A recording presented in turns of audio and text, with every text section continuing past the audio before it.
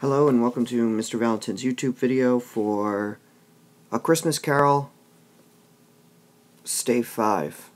We're going to do things slightly in reverse. We're going to start with the plot summary of Stave 5, and then we're going to go through some important literary terms, and then review important characters that we met throughout our story. So Stave 5 is a very short stave. It's only a handful of pages. The first thing we need to realize, of course, is that this part of the story is the beginning of the resolution. Remember, the resolution is the concluding events of the story. Scrooge is a brand new person in all of this. All right, he's clearly going through his catharsis. He is a redeemed character. He's purged all the bad emotions and has become this new individual. Right. So we would categorize Scrooge as a happy individual from here on out. The first thing he does is he's dancing around and he's getting ready for Christmas Day. And then he's not even sure if it's Christmas Day, so he busts open the window and calls down to a young boy and asks him if it's Christmas Day, and the boy replies that yes, it is indeed Christmas Day. And what Scrooge does is he has this boy go buy a turkey. And this turkey is so large that Scrooge says this bird probably wouldn't be able to stand. And he tips the boy money for going to do this. So we see Scrooge already changing very quickly. This turkey that he's buying, of course, is for Bob Cratchit's family. All right.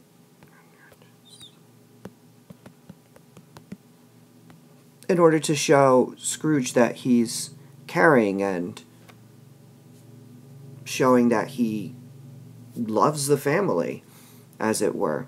But Scrooge doesn't sign his name to the turkey, so this is going to be a surprise for the Cratchit family. He then bumps into the charity workers, and Scrooge donates an undisclosed sum of money to them.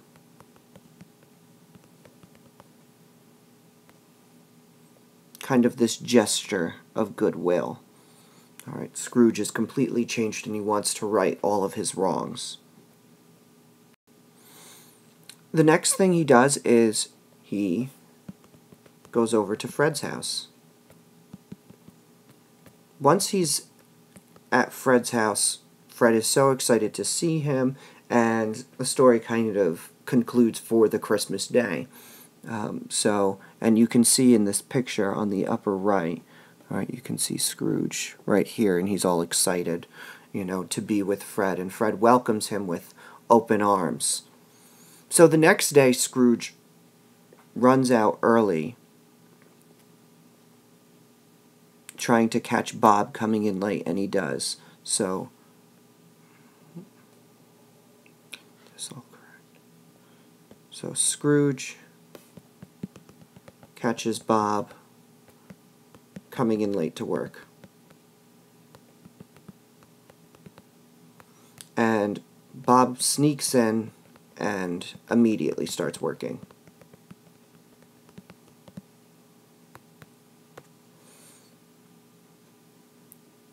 And so it's this little scene, and Scrooge pulls Bob Cratchit to the side, and Bob, for a second, thinks Scrooge is going to fire him, but instead, Scrooge gives him a raise.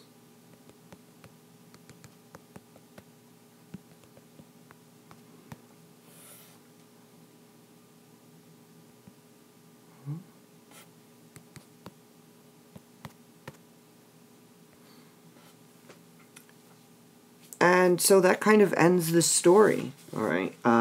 In the concluding pages, it says, Scrooge was better than his word. He did it all and infinitely more. And to Tiny Tim, who did not die, he was a second father. So for Tiny Tim, all right,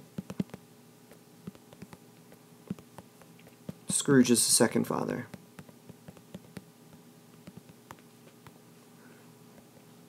And then the story concludes, all right, with Tiny Tim's famous phrase, "God bless us, everyone." And that's the end of the resolution and the end of our story. So some important terms to go over one last time. So tone is the first important literary term that we need to review. So tone is kind of the feeling or atmosphere. It's a lot like the mood. They say it's different sometimes, but largely tone and mood are kind of the same. All right, the feeling that the audience gets.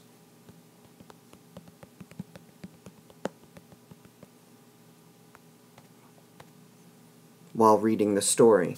An example of tone in our story would be something like, Marley was dead to begin with.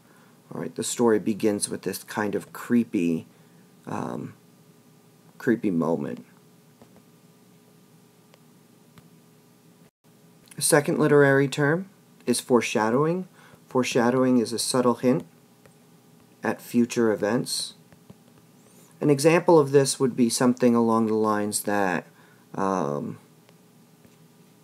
Scrooge will be visited by 3 ghosts. We know those things will occur in the future. The next literary term is a dirge, which is a somber song or lamenting expression.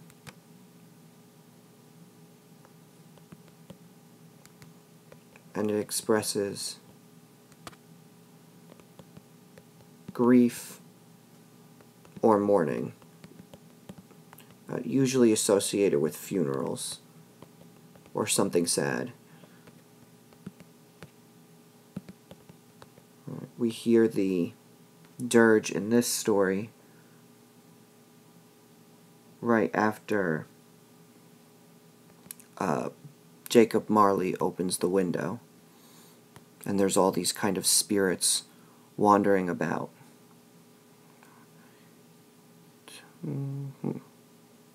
Good enough. A conceit. Remember, a conceit is a lot like a simile. The only difference is, it's a comparison that is abstract in concept.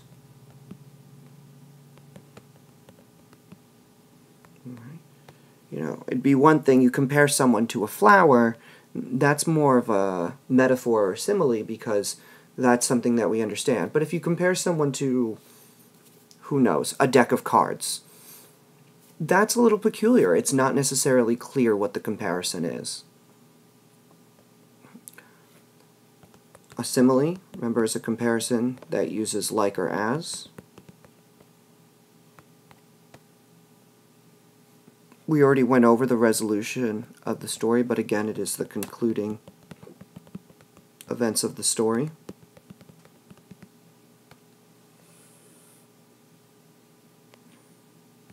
Catharsis. All right, catharsis is 2 parts. It's the redemption of a character and the purging of emotions.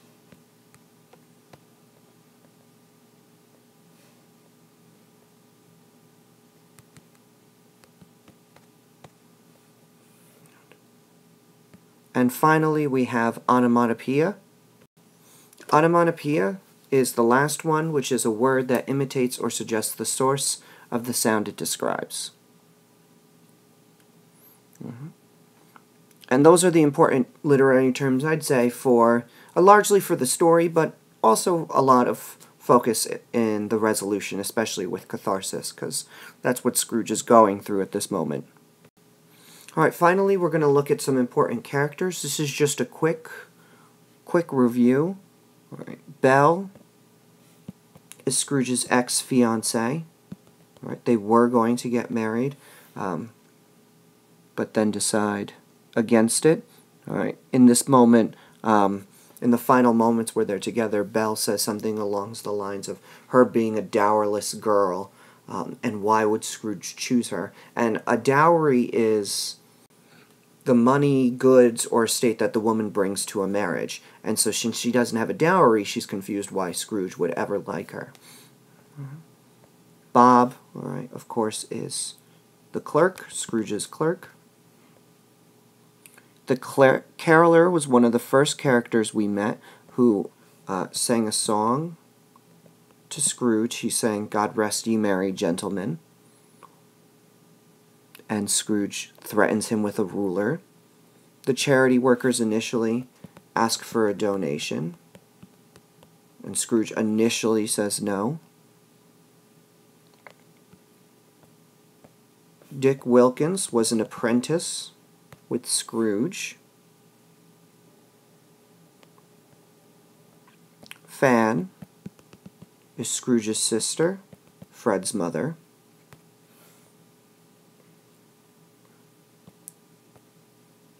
Fezziwig is the kind of person who says things like, "No more work tonight, it's time to party." All right, he was Scrooge's mentor, and he's really good at dancing. Fred, all right, we know as Scrooge's nephew.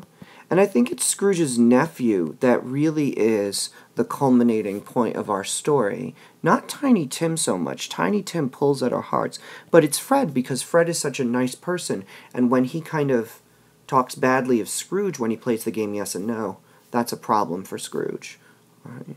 We know the Ghost of Christmas Past. He shows things that have been.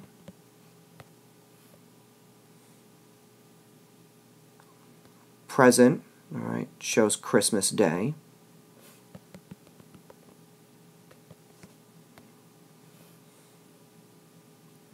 And the future is the one who shows Scrooge's death.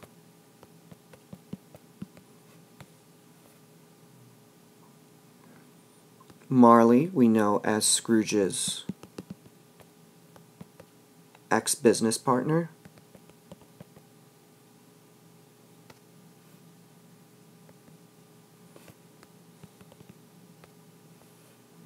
Martha is the oldest daughter of the Cratchits.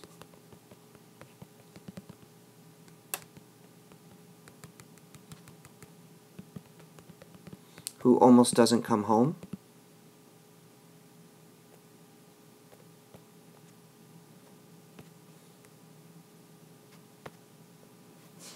Let's extend that.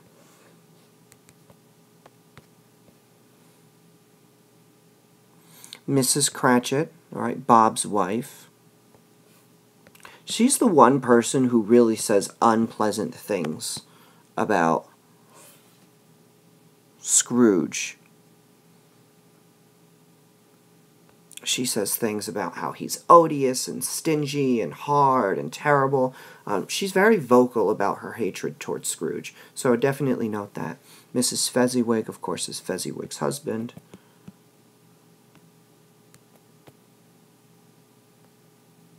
And is a really great dancer as well.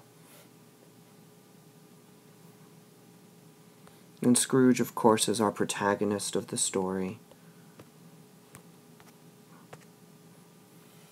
He's everything that the events circle around. And Tiny Tim, of course, is Bob's disabled son, who dies in the fourth stave in the future. But of course, he lives in the end. Oh, it says Tiny Tom. It should say Tiny Tim. Boop. Fixed. Very good. And that's the end. So hopefully you found all of this helpful. Keep in mind what the ghosts look like. Keep in mind what occurred in the exposition versus what occurred in the complication and the climax. And you should be all set for an exam. hopefully review the characters, watch the videos again and again, get yourself familiar with the text. Alright, and that's everything that you need to know. So be sure to like my videos, subscribe to my channel, and that's that.